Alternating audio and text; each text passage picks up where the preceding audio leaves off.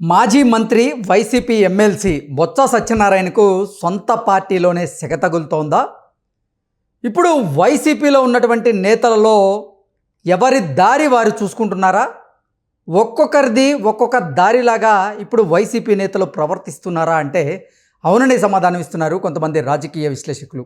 ఈ నేపథ్యంలోనే ఇదే అంశం మీద మనం విశ్లేషణ చేసుకునేటువంటి ప్రయత్నం చేద్దాం. ప్రస్తుతం మనతో పాటు ఉన్నారు ప్రముఖ రాజకీయ విశ్లేషకులు, ప్రముఖ సీనియర్ జర్నలిస్ట్ దుర్గా వడ్లమణి గారు. వారితో మాట్లాడదాం. దుర్గా నమస్తే. నమస్తే. బొత్స సత్యనారాయణకు వైసీపీలో సెగ తగులుతోంది.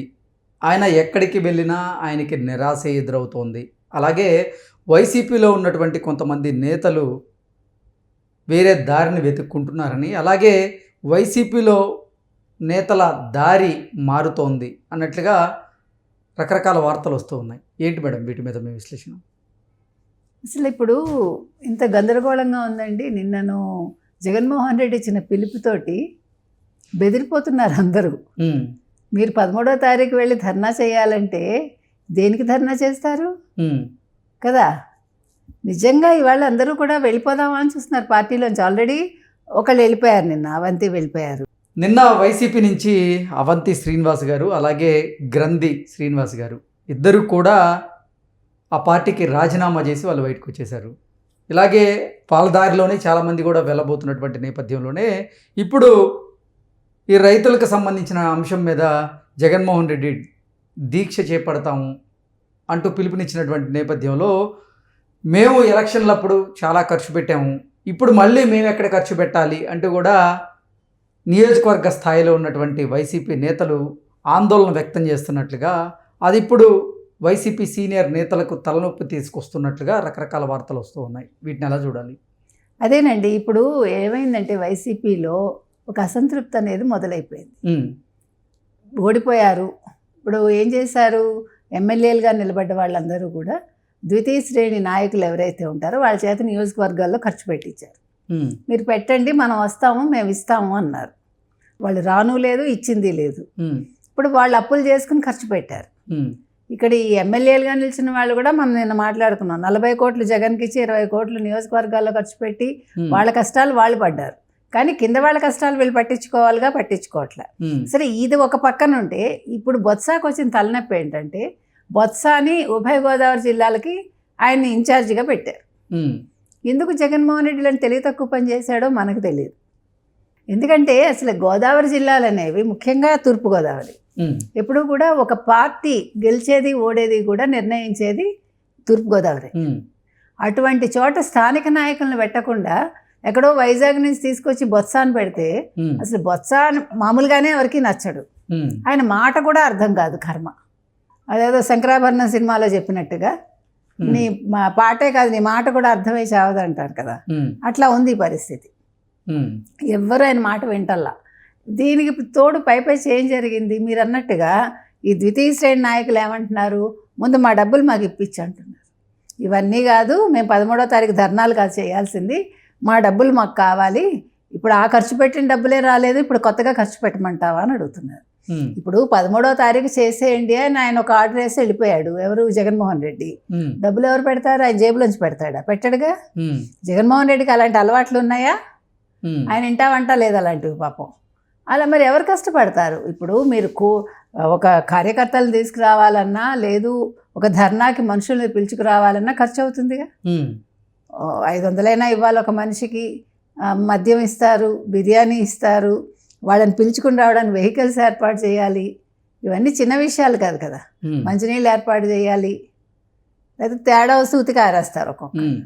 కాబట్టి ఇవన్నీ ఉన్నాయి కాబట్టి మేము రావంటున్నారు. ఈయనకి అసలు అర్థం కావట్లే ఏం చేయాలో. ఎందుకంటే బొత్స అనేవాడు ముందే అసలు ఆలోచించుకోవాలి.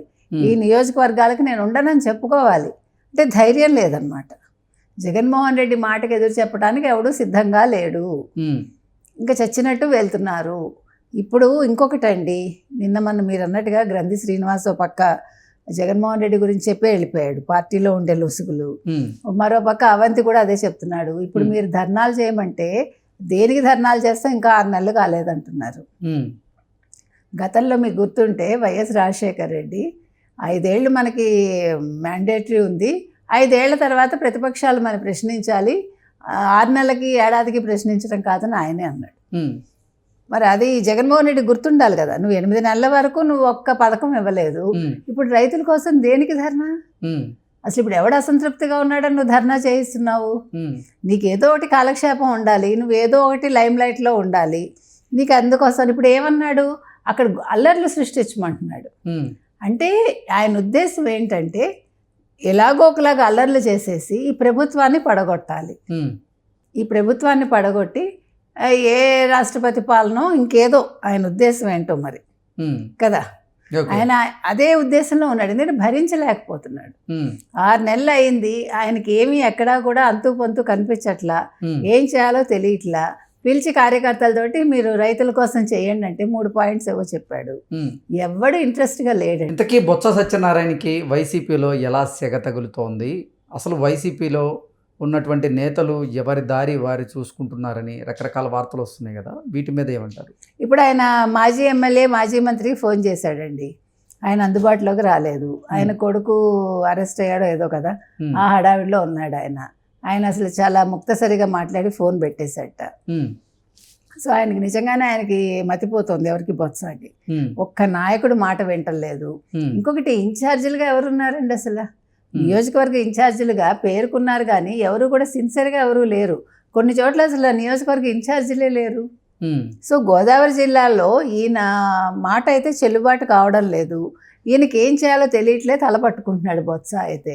ఉమ్, ఇప్పుడు బొత్స పరిస్థితి ఎలా ఉందంటే అక్కడ రెంటికి చెడ్డ రేవడిలాగా, అక్కడ నియోజకవర్గంలోనూ ఆయన మాట వినేవాడు లేడు. ఉమ్, ఇక్కడ పోనీ ఇన్ఛార్జిగా ఉన్నాను ఈ నియోజకవర్గాల్లో లేకపోతే ఈ గోదావరి జిల్లాలో నా మాట ఎవడన్నా వింటాడా అంటే ఇక్కడ అసలు వింటలేదు. ఉమ్, కాబట్టి అసలు బొత్స ఇప్పుడు వెళ్ళి హ్యాపీగా జగన్మోహన్ రెడ్డి దగ్గర తన కష్టాలు చెప్పుకోవాలి. ఉమ్, ఎందుకంటే బొత్స కూడా పార్టీ మారతాడని మాటలు వచ్చాయి కదండి. ఉమ్, మరి ఏం చేస్తాడో తెలియదు. ఇప్పుడు ఎవరికి వాళ్ళు, ఇటు జనసేన అటు తెలుగుదేశమా, ఏం చేయాలి, రాజకీయాల్లో ఎలా కొనసాగాలి, ఉమ్, వైసీపీకి ఎలాగా మనుగడ లేదని అనుకుంటున్నారు. ఉమ్. అంటే ఎవరి దారి వారు చూసుకుంటున్నారా, లేదంటే అసలు వైసీపీలో ఉండే ఎవరి దారిలో వారు పయనిస్తున్నారా? 2 రకాలు ఉన్నాయండి. ఇప్పుడు వైసీపీలో ఉండి ఎవడి దారి వాడు చూసుకునేవాడు ఎవడు, ఏ పార్టీలోనూ అవకాశం లేనివాడు. ఉమ్, పార్టీల్లో అవకాశం ఉన్న వాళ్ళు మాట్లాడుకుంటున్నారు, వాళ్ళన్నీ కూడా చక్కబెట్టుకుని వాళ్ళ పార్టీకి వాళ్ళు వెళ్ళిపోతున్నారు.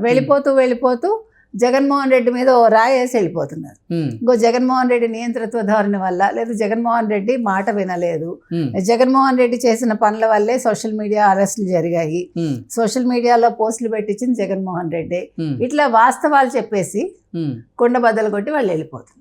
ఓకే. సో ఇవాళ ఏం జరిగినా కూడా ఇప్పుడు బొత్స లాంటి వాళ్ళు ఏం చేస్తారో తెలియట్లేదు. ఉమ్, నేను బొత్సకి నిజంగా అయోమయంగా ఉంది ఆయనకి. ఉమ్, ఎందుకు వింటారండి? తూర్పుగోదావరి పశ్చిమ గోదావరి వాళ్ళు ఎందుకు వింటారు? ఎక్కడి నుంచో నువ్వు వైజాగ్ నుంచి వస్తే ఉమ్, ఉత్తరాంధ్ర వాళ్ళని తీసుకొచ్చి అసలు ఇన్ఛార్జీలుగా ఈ నియోజకవర్గాల్లో ఆ జిల్లాల్లో నియమిస్తే వాళ్ళు ఒప్పుకునేటువంటి పరిస్థితులు అసలు ఉన్నాయా? వాళ్ళ ఈగో తగ్గేదేలే అన్నట్టుంటారు వాళ్ళు. ఉమ్, అదే కదా చెప్తున్నాడు, బొత్సకి అర్థమైంది బాగా, ఉమ్, ఇక్కడ ఎవడు నా మాట వినడు. ఎందుకంటే ఎవడు ఈగో వాడుకుంటుందండి. ఉమ్, నువ్వు ఎక్కడి నుంచో వచ్చి మమ్మల్ని మా మీద పెత్తనం చేస్తామంటే ఎవడు వింటాడు, ఎందుకు వింటాడు? ఉమ్, అందులో గోదావరి జిల్లాలో వాళ్ళు తక్కువ వాళ్ళు కాదు కదా, ఉమ్, అసలు వినరు వాళ్ళు. ఓకే.